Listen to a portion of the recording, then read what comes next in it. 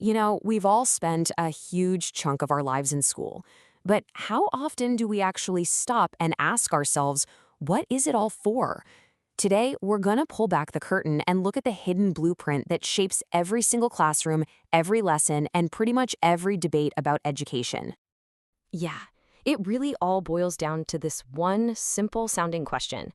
We all went through it, but did we ever really take a second to think about what its ultimate purpose is supposed to be? And that's exactly where the philosophy of education comes in. The best way to think about it is like the master blueprint for our entire school system. It's the framework that helps us answer all the huge questions. From the ultimate goals of learning to who really gets to call the shots. So here's our game plan for this explainer. First, we'll look at the blueprint itself. Then we'll dive into the big why, the aims of education. After that, we'll get into the what and how, the whole question of authority, and finally, wrap up with our educational responsibilities.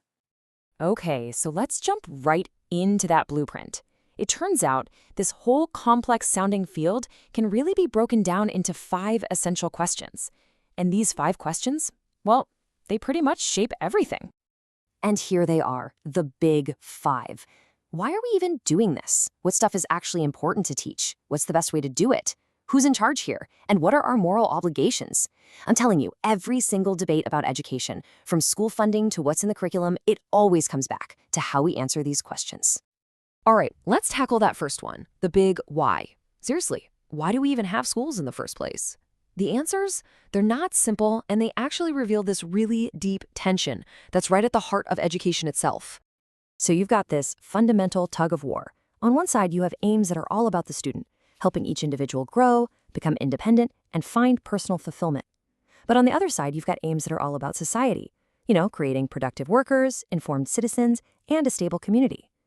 Think about it. Should a school pour its limited funds into a niche poetry class that might deeply inspire a few students, or should it fund a coding boot camp that helps fill a need in the local job market? These two goals, they don't always line up. But then you've got philosophers like Richard S. Peters, who kind of suggested a third way of looking at it. He argued that maybe education's value is just inherent, that it's all about initiating students into the great conversation of mankind. The arts, the sciences, all these different ways of thinking that are valuable in and of themselves, not just because they get you a good job. So once you have some kind of answer for why we educate, that just naturally leads to the next questions. Okay, so what should we teach and how should we teach it? The why is what directly shapes the what and the how. But the what, the content, isn't just what's written down in the textbook. Philosophers talk about a hidden curriculum, and that's all the unspoken stuff. The school culture, the social rules, the values that are being communicated just by how the school runs day to day. And honestly, this hidden part often teaches students way more than the official lesson plan. And, as you might guess, this is where the arguments really get heated. Because when we start talking about content, we run right into all the controversial subjects. What should schools teach about race, about sex, about religion? How do you handle science that's become politically charged? The answers go right back to which aims you decided to prioritize in the first place. And what about the how? Well, here we see another major split.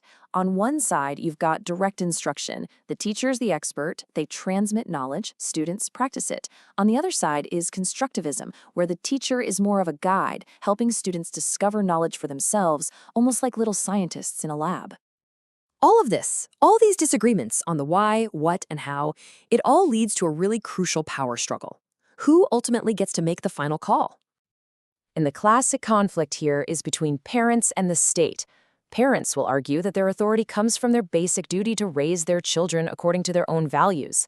But the state argues that its authority is essential to create good citizens, to protect children's interests, and to make sure democracy itself survives. But a lot of modern thinkers propose a more balanced solution, a three-way split. So yes, parents have a stake, and the state has a stake, but professional educators also bring critical expertise to the table, and they need to be part of that decision-making process too. And this brings us to our final question. And this one is really all about the ethics of the whole thing. It's about justice, equality, and fairness. What are our fundamental responsibilities to the students we're in charge of? So, what do we truly owe every single student? This is the question that forces us to look past all the debates about curriculum and teaching methods and really confront the moral issues. Are we providing an adequate education for everyone? Are we creating a system that is genuinely equal? And this right here just shows that equality is not a simple goal. I mean, what are we even talking about? Is it an equal opportunity for a good education or an equal opportunity through education to get a good job? Are we measuring equality by the inputs, like funding per student, or by the outcomes, like test scores? How you answer these questions defines your whole approach to justice in schools. So you see, those 5 questions, aims, content, manner, authority, and responsibility, they're not just some dusty old philosophical ideas. They are the living, breathing blueprint behind the biggest headlines in education today. The curriculum wars, the debates about school choice, even how we should handle AI in the classroom, it all comes back to this fundamental framework. And that leaves us with a final thought to chew on. In a world being totally reshaped by AI, what is the one essential skill, the one non-negotiable thing that our education system absolutely has to provide for the next generation? Thanks so much for joining us for this explainer. We'll see you next time.